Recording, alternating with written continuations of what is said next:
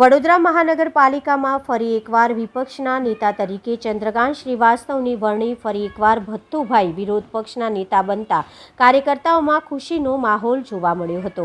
આપ લોકો એના સાક્ષી છો કે હું અહીંયા આવતો હતો તો મારી જવાબદારી હું કંઈ નહોતો તો પણ અદા કરતો હતો। એ જ પ્રમાણે જે પ્રમાણે વિરોધ પક્ષનો નેતા 8 વર્ષ હતો એ જ પ્રમાણે જવાબદારી અદા કરતો હતો, એમાં તો પીછેહટ નહીં કરી। એટલે પાર્ટી કોઈ બી જવાબદારી સોંપે એને નિષ્ઠાપૂર્વક કરવાની એક મારી જવાબદારી છે અને હું હોઉં કે ના હોઉં, વિરોધ પક્ષનો નેતા હોઉં કે ન હોઉં, મારી જવાબદારી અદા કરું છું। એ તમે લોકો પોતે જ નિહાળી રહ્યા છો। અને એમની નિષ્ઠા એ બંનેઓને મળીને એ લોકોએ નક્કી કરેલું કે ભાઈ તુમકો જ બનના હે। અને સૌથી પહેલ બી એ લોકોએ કરી। આ 3 જણ, અમારી પુષ્પાબેન, અમારા બાળુભાઈ અને અમારી અલકાબેન, પહેલ એમને જ કરી કે નહીં તમારે જ બનવાનું છે। એટલે પછી લાગણી હોય, એમનું માન હોય અને એમને એવું લાગતું હોય કે નહીં બનાવતો એમને માનને ઠેસ ના પહોંચાડવી જોઈએ। હું તો આ કામ કરતો જ હતો પણ એમને લાગ્યું કે ભત્તુભાઈ હશે તો વધારે કામ થશે, અમારા બી કામ થશે। એ પ્રમાણે એમને જે વિચાર્યું એ માનને હું ખરેખર નમસ્કાર કરું છું અને એમનો માન હંમેશા રહે એ પ્રમાણે મારો પ્રયત્ન રહેશે અને હું કામ કરતો જ રહીશ, એ મારો વાયદો છે। આગળ ઇલેક્શન આવી રહ્યું છે કોર્પોરેશનનું, શું માનો છો? આ કોંગ્રેસ પાર્ટી માટે પહેલો ઇલેક્શન છે। આખી જિંદગી કોંગ્રેસ પાર્ટી ઇલેક્શન લડી છે। જે પાર્ટીએ અંગ્રેજો સામે 99 વર્ષ સુધી લડાઈ લડી, લાઠી ખાધી, ગોળી ખાધી, ફાંસીના માથડા પર ચડી ગયા અને લોકશાહીને ટકાવવા માટે એમને જે કંઈ કર્યું છે, જે બલિદાન છે, જેના લીધે વિરોધ પાર્ટી બેસી છે। પણ લોકશાહી રહેવી જોઈએ, પાર્ટી રહે કે નહીં રહે, આપણે હંમેશા કામ કરતા રહેવું જોઈએ। આપણને પોસ્ટ મળે કે ના મળે એ પ્રમાણે આગળ વધવું જોઈએ। ઇલેક્શન આવશે ત્યારે બતાડીશું, કારણ કે પહેલાં એવું કહેતા હતા કે કોંગ્રેસ મુક્ત ભારત, પણ નહીં થઈ। કોંગ્રેસ લોકોના જડ સુધી પહોંચેલી છે અને કોંગ્રેસે જે કામ કર્યા છે ને એ વિચાર બી ના શકે લોકો। એ બધી જે બનાવેલી દેશને એ બધા એકમો તોડી રહ્યા છે। બેકારી થઈ ગઈ છે, मोटा मोटा वायदा, 2 करोड़ युवाओं को नौकरी मिलेगी, आ फरे छे लोग। कॉन्ट्रैक्ट पद्धति थी गई, हमारी सरकार आएगी तो 40 रुपये पेट्रोल मिलेगा। अँ बोलते थे कुछ नहीं आपीशू, तमें शुद्ध जड़ आपीशू, बधे गंदो जड़ आवे छे। એટલે એમ કે વાદે बहुत है, वादे पे वादे है, लेकिन वादा नहीं पूरा करते, ये भी एक हकीकत है। એટલે આ વાત અમે લોકો સુધી પહોંચાડીશું, અમે આગળ વધીશું, પાર્ટીને મજબૂત કરીશું, કરતા રહ્યા છે, કરીશું અને આવતા વખતમાં पार्टी जे जवाबदारी आपसे ये सारी रीते अदा करीने पार्टी ने मजबूत करीશું। विपक्ष के नेता के तौर पर फिर से एक बार आपकी नियुक्ति हुई, आप पहले भी ये रोल अदा कर चुके हैं, एक बार फिर से आपको ये रोल? मैं अपने आप को कभी भी विपक्ष के नेता नहीं समझता हूँ, પોતાની જાતને ખુદ જ વિપક્ષનો નેતા નથી સમજતો। હું કોંગ્રેસનો એક કાર્યકર્તા છું। કોંગ્રેસ પાર્ટી જે જવાબદારી આપે એ અદા કરવા માટે બંધાયેલો છું। આ પોસ્ટ પેલી પોસ્ટ નહીં, પણ पार्टी कई रीते ऊपर आवे, पार्टी कई रीते मजबूत थाय, पार्टीना लोको कई रीते लोकोनुं काम करे अने अन्याय सामे लड़े।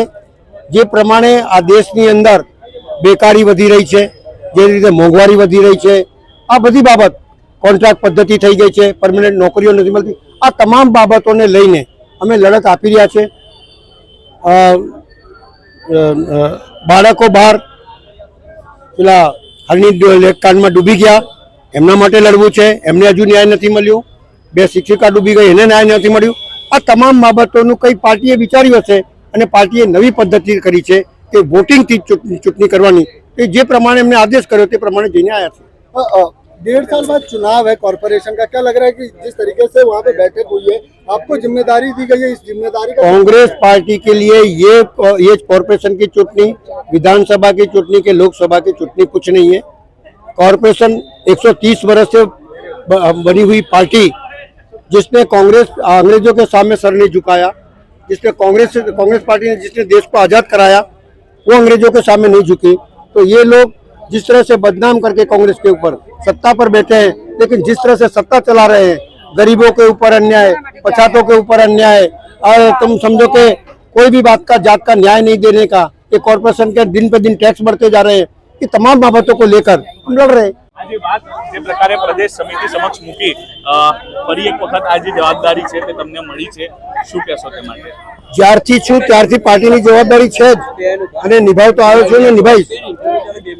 મારો ધ્યેય છે કે કોંગ્રેસ પાર્ટી મજબૂત થાય, કોંગ્રેસ પાર્ટીને લોકો સમજે. જે રીતે કોંગ્રેસ પાર્ટીને લોકો બદનામ કરે છે એ પાર્ટીને સમજે કે કોંગ્રેસના સમયમાં લોકોને શું મળતું હતું અને આજે શું થઈ ગયું છે.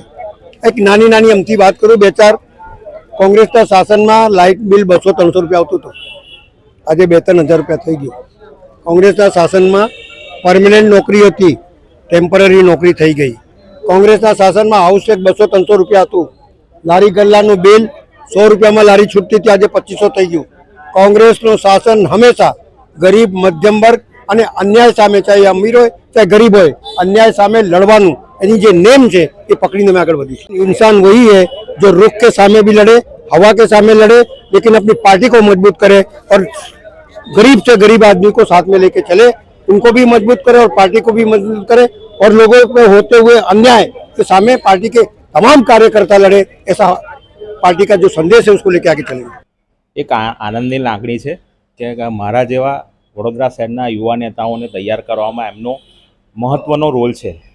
બીજું કે ગયા વખતે સંસદની અંદર બોલી ગયેલા કે ડરો મઠ, એવું બધું વયનું બી પહેલાંથી સૂત્ર છે કે કોઈનાથી બીવવું નહીં. અને આજે મને એક લાગણી છે કે મારા માનીતા નેતાને વિરોધ પક્ષના નેતા બનાવવામાં આવ્યા. બીજા ઉપનેતા તરીકે મારા ભાઈ સમાન એ બી બહુ લડાયક છે, જહાભાઈને બનાવવામાં આવ્યા છે. એના માટે બી હું ખૂબ ખુશ છું.